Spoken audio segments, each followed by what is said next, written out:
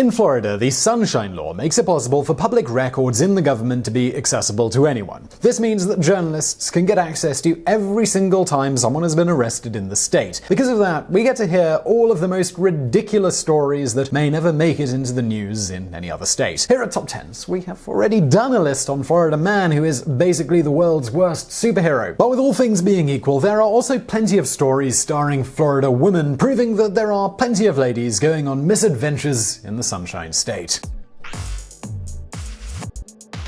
Number 10. Florida woman smears bananas over patron's cars at Trump's country club. When Donald Trump became president of the United States in November of 2016, conservatives across the country rejoiced, while the reaction from the left was, well, let's just say it was less enthusiastic. There were plenty of people who couldn't believe that it was actually happening, and it caused a pretty major rift among Americans almost overnight. Some people reacted in sadness, listening to the sounds of silence on repeat. Others were angry, and they were ready to start the revolution right there and then. This seems to be the case for 48-year-old Florida resident Kelly Weidman. Well, we're not sure you can really call it a revolution, but it was, well, something. In January 2017, her rage had already been bubbling up for a few months, and she was ready to take her fight to the streets. Weidman showed up at Trump's private country club and resort, Mar-a-Lago in Palm Beach. She walked through the front door and opened every computer in the lobby to Word documents just so she could type out profanity about Donald Trump.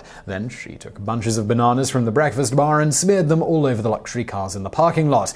It didn't take long for her to be detained by security.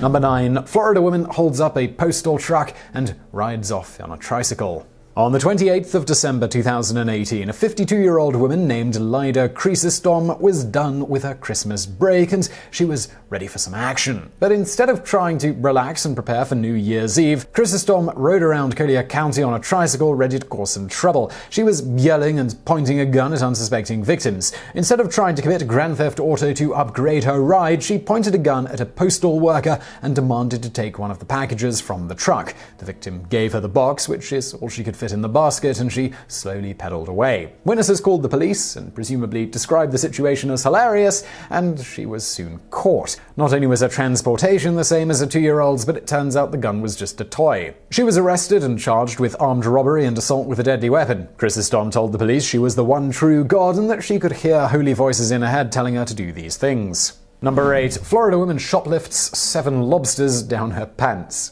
A woman named Nicole Reed was grocery shopping at Publix in D-Land. She went to their seafood counter and ordered 7 lobster tails. After the clerk handed her the seafood, she snuck down the baby aisle and started stuffing the crustaceans down her pants. Every move she made was caught on the security cameras, and Publix employees immediately called the police. She took plenty of time adjusting the lobsters inside of her pants to make sure they all fit before she casually walked out of the store. Reed was caught by the police, who were already waiting for her by the time she got outside. Those 7 lobster tails were £12 each, so she got away with $84 of food. Her plan was to trade it on the black market for a prescription painkiller. This was Reed's 6th time getting arrested for similar crimes, so she was sent to county jail. Number 7. Florida woman doesn't get her McFlurry, so she sets a car on fire. Sometimes a sweet tooth can really get the best of us, and no amount of willpower can stop us from eating a dessert.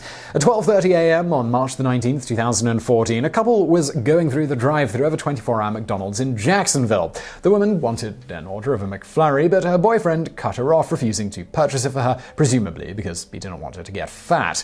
They both got into an argument over the ice cream, while the McDonald's employees awkwardly listened to their disagreement. It was soon after this moment when the drive-thru employee heard the woman say, "I'm going to blow it up." This mystery woman stepped out of the car, grabbed a gas tank from the trunk, and pulled matches out of her pocket. She doused the car in gasoline and set the 1994 Eldorado on fire. Security camera footage shows that the flames were huge, and employees scrambled to call 911 and gather buckets of water in an attempt to save the couple from being burned to a crisp. The woman walked away from the scene while her boyfriend presumably began driving the car out of the McDonald's parking lot while it was still on fire. By the time the employees were outside with their buckets of water, the car was already gone. Neither of them were ever caught by the police, so no one knows their true identities. The real moral of this story: never keep a woman from her sweets. Number 6. Florida woman marries a Ferris wheel. Most of us have fond childhood memories of summer vacation at the amusement park, but for one Florida woman named Linda Duham, her love went way beyond what most people could ever feel for a ride. When she was a teenager, Duham had a part-time job operating a Ferris wheel that she lovingly nicknamed Bruce. As an adult, she traveled back to her hometown and wanted to see what had happened to her favorite ride. She was shocked to discover that Bruce had been torn down and its metal pieces had rusted over the years. I carry pizza to him. Bruce smells pizza, and there is the love of his life returning for him. I ate the pizza with him, was able to have some intimate moments with him, and I felt like I had never left him.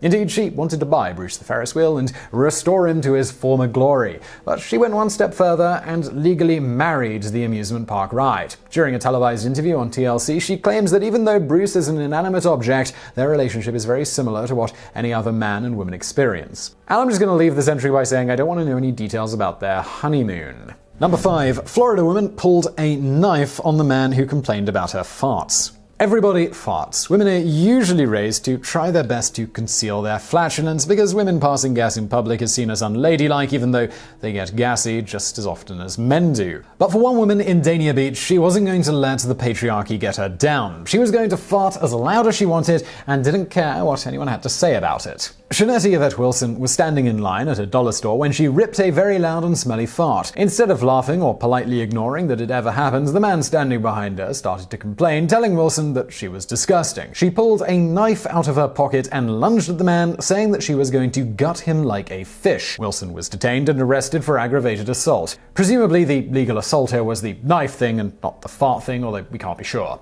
Number 4. Florida woman arrested for riding a manatee like a horse. One of the most popular activities that people enjoy doing on a visit to Florida is swimming with dolphins. During these visits, people are encouraged to hold onto a dolphin's fin and take a ride with them through the water. Tourists are practically trained to feel as it's perfectly acceptable for them to play with the sea life. For a woman named Ana Gutierrez, she would get the shock of her life when police arrested her for riding on the back of a wild manatee.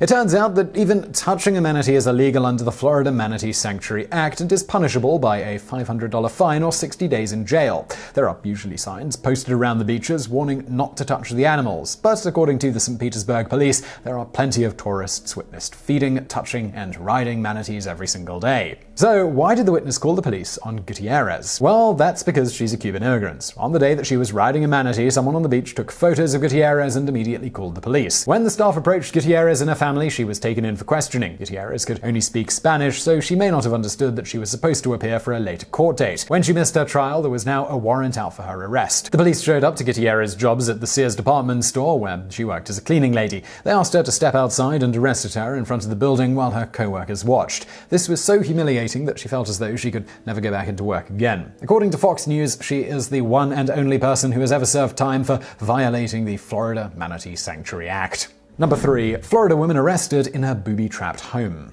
Living alone can be frightening for a woman. If you watch the news or listen to literally any episode of the My Favorite Murder podcast, you'll know that single ladies have a real reason to fear for their safety. While it's understandable for someone to want to get a dog or maybe put up a security camera, Florida woman Nicole Dykema took it to the next level. She would not settle for less than 3,714 swords, knives, and daggers that were set up around her mobile home like booby traps. Dykema got in trouble for carrying around a concealed firearm without the proper permit, and in 2015 she violated her parole. Police officers were knocking on her door in an attempt to take her into custody. When she opened the front door, she lunged at the officers with a katana. She was arrested for assaulting a police officer, and more investigators were called to remove the weapons from the property. There were knives covering the home from floor to ceiling, with axes and knives even hanging from the roof ready to be tripped off by wires. Dykema decorated the house with Halloween props of fake severed heads, limbs, and even blood. Even though they came prepared for the booby trap, several officers were still injured as they tried to maneuver through the home. Number 2. Florida woman calls 911 to tattle on her drug dealer for not delivering weed. When you're high, you don't always say or do the smartest things, and unfortunately for 19-year-old Fort Lauderdale resident Denisha Heller, no one was around to take her cell phone away before she made a really bad decision. Her drug dealer never showed up to deliver her weed. If she paid them ahead of time, they had technically stolen money from her, so she thought it was a good idea to call 911 and report them. While there are plenty of debates over the legalization of marijuana in the United States, it was still very much illegal in 2015 when this story took place. This phone call gave the police probable cause to go and search search her home. Heller was high on flakka, which is also known as bath salts. It became famous as the zombie drug because of wild rumors that it would cause users to go crazy and then eat people's faces like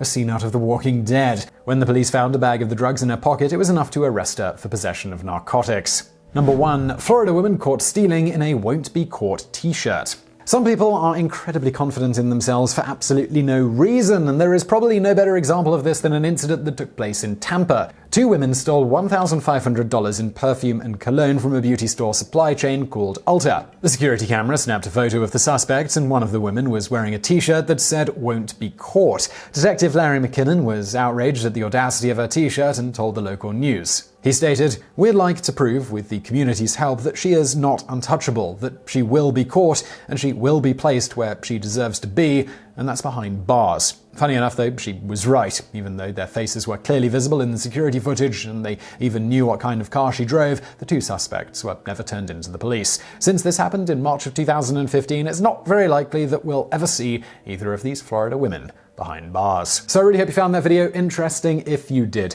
please do give us a thumbs up below, and do not forget to subscribe. Got brand new videos just like this every day of the week. And if you're looking for something else to watch right now, why not check out my other channel? It's called Biographics. We do biographies of notable people, not like the people in today's video, from history and the present day. Please do check it out. There's a link on the screen now, as well as in the description below. And as always, thank you for watching.